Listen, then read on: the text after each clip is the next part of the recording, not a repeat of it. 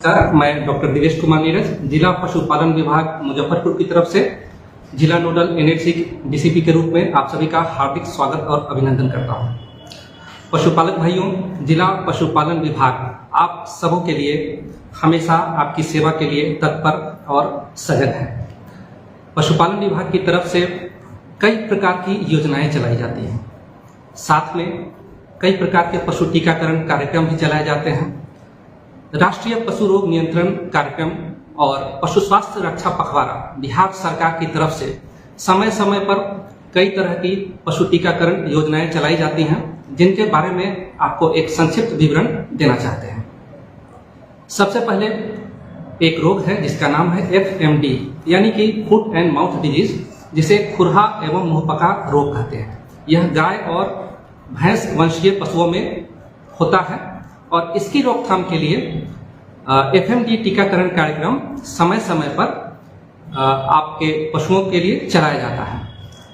इसका लाभ उठाने के लिए आपके पशु के कान में टैग लगा हुआ होना जरूरी है। FMD के बाद एक और जो खतरनाक बीमारी है जिसका नाम LSD यानी कि लंपी त्वचा रोग है। यह भी गौ वंशीय पशुओं में काफी मात्रा में 1 वर्ष पहले हुई थी, जिससे बचाने के लिए पिछले वर्ष के बाद से अब तक 2 बार LSD टीकाकरण कार्यक्रम चलाया जा चुका है और इसकी उपलब्धि ये रही कि इस वर्ष एक भी पशु में मुजफ्फरपुर जिले में LSD रोग नहीं मिला, यानी कि उसका उन्मूलन करने में हम लोग कामयाब रहे हैं। अगला जो रोग है वो है HSBQ यानी कि गला घोटू और लंगड़ा बुखार की बीमारी।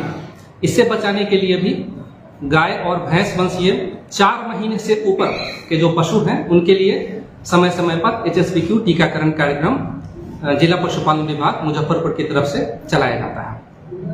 एक और जो पशु में खतरनाक बीमारी होती है जिसे संक्रामक गर्भपात की बीमारी कहते हैं, यानी कि ब्रुसेलोसिस रोग। इससे बचाने के लिए भी 4 से 8 माह की बाछी और पाड़ी में हम ब्रुसेलोसिस टीकाकरण कार्यक्रम चलाते हैं। यह टीका पशुओं में पूरे जिंदगी में 1 बार ही दिया जाता है और एक बार यह टीका लगा देने के बाद पशु ताउम्र पूरी जिंदगी संक्रामक गर्भपात रोग से उसका बचाव हो जाता है। एक और बीमारी है PPR, पेस्टी डिस्पेटिट्स इन रूमिनेंट्स। यह PPR की बीमारी बकरियों में और भेड़ों में पाई जाती है और इससे बचाने के लिए बकरी और भेड़ को PPR रोग का टीका लगाया जाता है। ये सारे टीकाकरण कार्यक्रम बिहार सरकार पशुपालन विभाग की तरफ से आपके लिए पशुपालकों के लिए निःशुल्क उपलब्ध कराया जाता है, जिसे स्थानीय पशु चिकित्सालय के दिशा निर्देश में जो हमारे विभाग में निजी टीकाकर्मी के रूप में निजी टीकाकर्मी और मैत्री कर्मी कार्यरत हैं, उनके सहयोग से पंचायतों में पशुपालकों के आपके दरवाजे पर जाकर डोर टू डोर सर्विस के रूप में यह निःशुल्क टीकाकरण कार्यक्रम इस प्रकार से आपके लिए उपलब्ध कराया जाता है। इन सभी टीकाकरण कार्यक्रम का लाभ उठाने के लिए एक बार फिर से आपको याद दिला दें कि आपके पशु के कान में टैग लगा हुआ होना अत्यंत जरूरी होता है, क्योंकि इसकी ऑनलाइन एंट्री साइट पर, विभागीय वेबसाइट पर करनी होती है और यह सब कार्यक्रम आपको निःशुल्क ही उपलब्ध कराया जाता है। एक और रोग है रैबीज। तो रैबीज के बारे में अभी जो पिछले 2 वर्ष से देखा जा रहा है कि बिहार सरकार के द्वारा अनुमंडल स्तरीय पशु चिकित्सालय, जो कि हमारे मुजफ्फरपुर जिला में 2 अनुमंडल स्तरीय पशु चिकित्सालय, एक मुजफ्फरपुर टाउन में बनारस बैंक चौक के आसपास और दूसरा मनियारी में, ये इन दोनों पशु चिकित्सालयों के द्वारा कैंप के माध्यम से वर्ष में 1 बार रैबीज रोग के विरुद्ध श्वानों में यानी कि कुत्तों में टीकाकरण कार्यक्रम कराया गया है। अगर उपलब्धि की बात करें तो इस वर्ष ब्रुसेलोसिस टीकाकरण कार्यक्रम में 26,890 पशुओं का फर्स्ट फेज में टीकाकरण कार्यक्रम कराया जा चुका है। वहीं HSBQ टीकाकरण कार्यक्रम लगभग 6,12,696 गाय और भैंस वंशीय पशुओं को कराया जा चुका है। LSD टीकाकरण कार्यक्रम 3,45,400 गौवंशीय पशुओं को दिया जा चुका है। FMD टीकाकरण कार्यक्रम के तहत 6,47,747 पशुओं को मुजफ्फरपुर जिले में निःशुल्क टीकाकरण कार्यक्रम उपलब्ध कराया जा चुका है। पशुपालक भाइयों, जिला पशुपालन विभाग मुजफ्फरपुर बिहार सरकार के दिशा निर्देश के अनुसार कई प्रकार की योजनाएं आपको लाभ पहुंचाने के लिए चलाती है, जिनमें प्रमुख है समेकित बकरी विकास योजना, समेकित मुर्गी विकास योजना, सुकर विकास योजना। इन तीनों योजनाओं में आप लाभ कैसे लेंगे, क्या शर्त हैं, क्या पैमाना है, कौन से कागजात आपको जमा करने पड़ेंगे और किस प्रकार से आप आवेदन कर सकते हैं, यह भी आपके लिए जानना बहुत ही महत्वपूर्ण है। तो आइए बात करते हैं समेकित बकरी एवं भेड़ विकास योजना के बारे में। इसके अंतर्गत बकरी फार्म की स्थापना के लिए मुख्य रूप से 3 प्रकार के स्कीम लॉन्च किए गए हैं। पहला है 20 बकरी और 1 बकरा का स्कीम, जिसे 20+1 स्कीम कहते हैं। दूसरा है 40 बकरी और 2 बकरा का स्कीम, जिसे 40+2 स्कीम कहते हैं। और तीसरा है 100 बकरी प्लस 5 बकरा का स्कीम, जिसे 100+5 स्कीम के नाम से जाना जाता है। इन तीनों स्कीम में जो भूमि की उपलब्धता है, जो आपके पास होनी चाहिए, या तो आपके पास निजी भूमि उपलब्ध हो या आप उसे लीज पर भी लेकर एक राहनामा के तहत उसका विवरण प्रस्तुत कर सकते हैं। तो 20+1 बकरी के लिए आपको 1800 स्क्वायर फीट भूमि की जरूरत पड़ती है। 40+2 बकरा स्कीम के तहत 3600 स्क्वायर फीट भूमि की आवश्यकता होती है। और वही 100+5 बकरी स्कीम के तहत आपके पास 9000 स्क्वायर फीट जमीन उपलब्ध होनी चाहिए। बात करते हैं हरा चारा उगाने हेतु भूमि की आवश्यकता। तो 20+1 बकरी के लिए ऐसी कोई अनिवार्यता नहीं है, लेकिन 40+2 बकरी के लिए आपके पास 50 डिसमिल जमीन का उपलब्ध होना जरूरी है। वहीं 100+5 बकरी स्कीम में अप्लाई करने के लिए आपके पास 100 डिसमिल जमीन का होना उपलब्ध है, ताकि आप उस पर हरा चारा उगाकर बकरियों के भोजन की आपूर्ति कर सकें। लागत की बात करें तो 20+1 स्कीम के तहत बकरी फार्म स्थापना के लिए 2,42,000 रुपए की लागत है, जिसमें सामान्य वर्ग को 50% अनुदान उपलब्ध कराया गया है और अनुसूचित जाति और जनजाति परिवारों के लिए 60% की राशि अनुदान के रूप में उपलब्ध है। आवेदन करते समय अगर आप स्वलागत स्कीम से अप्लाई करते हैं तो 20+1 बकरी स्कीम के लिए सामान्य वर्ग के लाभ आवेदकों के पास 72,000 रुपए उनके खाते में उपलब्ध होना जरूरी है। वहीं अनुसूचित जाति और जनजाति के आवेदकों के खाते में 53,000 रुपए की उपलब्धता होनी चाहिए। ये सारी स्कीमें जो हैं ये पहले आओ पहले पाओ के आधार पर क्रियान्वित होती हैं, यानी कि आप अगर पहले आवेदन करेंगे तो आपको प्राथमिकता दी जाएगी, उसके बाद आपके कागजातों की जांच की जाएगी। बात करते हैं 40+2 बकरी स्कीम के लिए, तो इसकी कुल लागत 5,32,000 रुपए होती है। इसमें भी सामान्य वर्ग के लिए 50% अनुदान और अनुसूचित जाति और जनजाति परिवारों के लिए लाभुकों के लिए 60% की राशि अनुदान के रूप में उपलब्ध है। 40+2 की इस स्कीम के लिए आवेदनकर्ता अगर सामान्य वर्ग से है तो उनके खाते में आवेदन करते समय 1,60,000 रुपए की राशि उपलब्ध होनी चाहिए। वहीं अनुसूचित जाति और जनजाति के आवेदकों के खाते में 1,28,000 रुपए की राशि उपलब्ध होनी चाहिए, जिसका कि कागजात आवेदन करते समय आपको संलग्न करना होता है। 100 बकरी और 5 बकरा स्कीम की अगर हम बात करें तो इसकी कुल लागत 13,04,000 रुपए की है और इसमें भी सामान्य वर्ग के लिए 50% की अनुदान उपलब्ध है, तो अनुसूचित जाति और जनजाति परिवारों के लिए 60% अनुदान दी जाती है।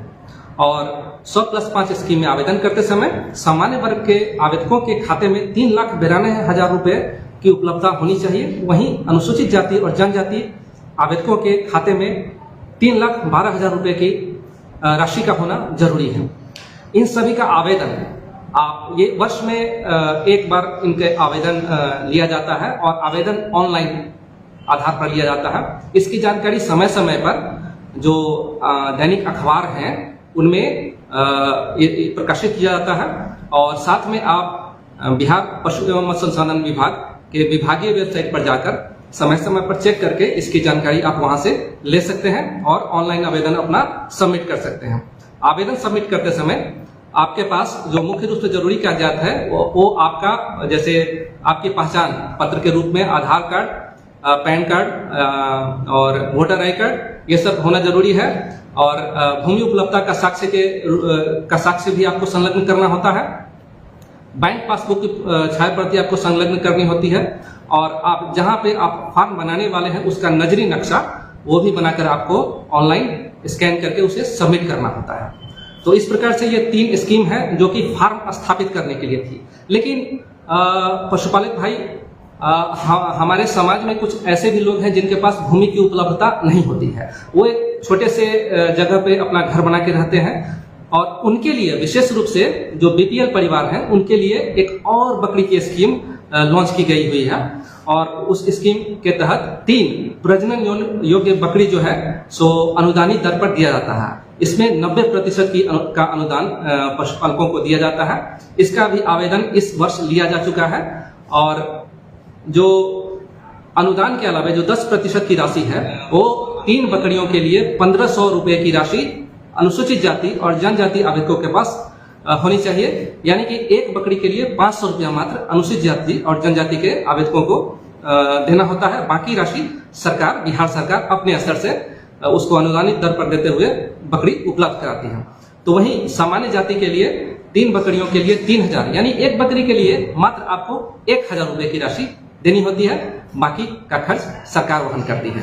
इसका आवेदन भी आप ऑनलाइन सबमिट करते हैं, तो जिसे आप समय समय पर अखबार और विभागीय वेबसाइट के माध्यम से जांच परख सकते हैं। बकरी के अलावा जो स्कीम है वो है एक सुकर विकास योजना की स्कीम, जिसके तहत 2 मादा सुकर और 1 नर सुकर यानी कि 3 सुकर का वितरण किया जाता है। इसमें 90% अनुदान दिया जाता है और ये अनुसूचित जाति और जनजाति के आवेदकों के लिए ही विशेष रूप से है। और इसमें उनके खाते में 2106 रुपए का होना जरूरी है, जो कि उनको जमा करना होता है, और बाकी की राशि जो है वो सरकार अपने स्तर से वहन करती है। ये भी काफी फायदे की स्कीम है। और एक इसके अलावा जो हम समेकित मुर्गी विकास योजना के बारे में अगर बात करें तो इसमें 2 प्रकार का स्कीम है। एक जो मुर्गा जिसे खाया जाता है, जिसे हम ब्रॉयलर कहते हैं, और दूसरा मुर्गी जिसे हम अंडा उत्पादन यानी कि लेयर फार्म के रूप में स्थापना करते हैं। तो इसमें भी जो है सो अगर संक्षिप्त में हम बात करें तो सामान्य जाति के आवेदकों के लिए इसमें 30% का अनुदान उपलब्ध है। वहीं अनुसूचित जाति और जनजाति के आवेदकों के लिए 40% का अनुदान इसमें ये मुर्गी विकास योजना के तहत इसमें दिया जाता है। इसमें 3 प्रकार का स्कीम है। एक है 10,000 की क्षमता वाले लेयर फार्म की स्थापना, दूसरा है 5000 की क्षमता वाले लेयर फार्म की स्थापना। इसके अलावा अगर आप ब्रॉयलर फार्म की स्थापना करना चाहते हैं तो 3000 और 5000 के ब्रॉयलर फार्म की स्थापना हेतु आप आवेदन दे सकते हैं। 10,000 की क्षमता वाले लेयर फार्म की स्थापना का कुल लागत 100 लाख रुपए है। वहीं 5000 की क्षमता वाले लेयर फार्म की स्थापना हेतु कुल लागत 48,50,000 रुपए है। आप अगर 100 लागत स्कीम से अप्लाई करते हैं तो आपको प्राथमिकता दी जाएगी। इसके अलावा अगर आपके पास स्वयं का पैसा नहीं है, अनुदान के अलावा जो पैसा लगता है, राशि है, वो आपके पास अगर नहीं है तो आप बैंक ऋण के तहत भी आवेदन दे सकते हैं। लेकिन प्राथमिकता 100 लागत वाले आवेदकों को दी जाती है। और यहाँ भी पहले आओ पहले पाओ की ही बात है, यानी कि जो पहले आवेदन करेंगे उनका कागजात वगैरह सही है तो उनको प्राथमिकता देते हुए चयन में उनको प्राथमिकता दी जाएगी। और वहीं हम अगर बात करें भूमि की आवश्यकता की तो 10,000 क्षमता वाले मुर्गी फार्म की स्थापना हेतु 100 डिसमिल जमीन की आवश्यकता होती है, जबकि 5,000 क्षमता वाले मुर्गी फार्म की स्थापना हेतु 50 डिसमिल जमीन की आवश्यकता होती है। तो ये तो थी कई तरह के बकरी से संबंधित, सुकर विकास से संबंधित और मुर्गी से संबंधित योजनाओं की जानकारी। तो चलिए, बहुत बहुत धन्यवाद। समय समाप्त हो रहा है। फिर से आपसे अगली वीडियो में मुलाकात होगी। बहुत बहुत धन्यवाद।